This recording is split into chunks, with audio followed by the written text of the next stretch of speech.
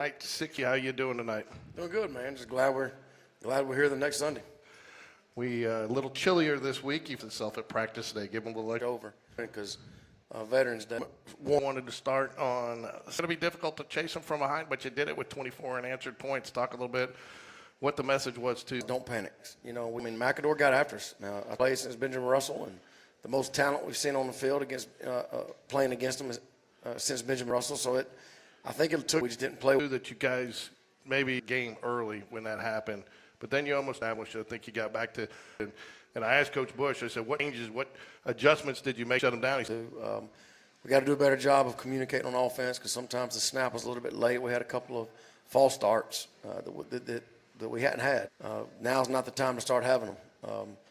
You know, but I think defensively, I think we need to just make sure everybody's doing their job, you know, fitting whatever gap you have and tackling better. But, I mean, look, playoffs, man, you just try to survive and move on. You know, every week's going to be different. And you mentioned special teams.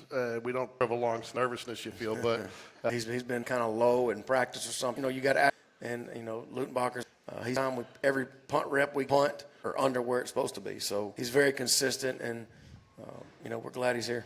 Is that normal? Because Lutenbacher feels like the long snapper of these teams take the leadership of special teams groups. Absolutely. No, it's an extra. You might be able to take the right. You know, so they're good in the secondary. They're really good inside linebackers. Number 8, number 9 are really good players. They got some big D linemen. You know, they're not as big as they had that kid, the Antonio something last year, went to Auburn. Yeah. Big D lineman he was 6'2", about 290, and they don't have that. But they've got some long kids that are very active, and you know, they do a really good job of defense. They're very sound. They're not. So, you know, whenever you play teams like that, you got to execute. You know, they're not give up a bomb. They're going to give up a bomb. They're going to have somebody there. You're going to have to block them. Challenge, but you know, look, we got good players on our team too. So we're not going to be worried or scared. We're going to go out to get added to your bonus points, and then that's your final score. So how did the score work when you pancaked the guy 10 yards downfield, but then as he's still rolling, he tripped the player and made the tackle? Did you get a plus for the pancake and a minus for the tackle? I didn't. No, just for the pancake. They didn't take the points away from you on that? No.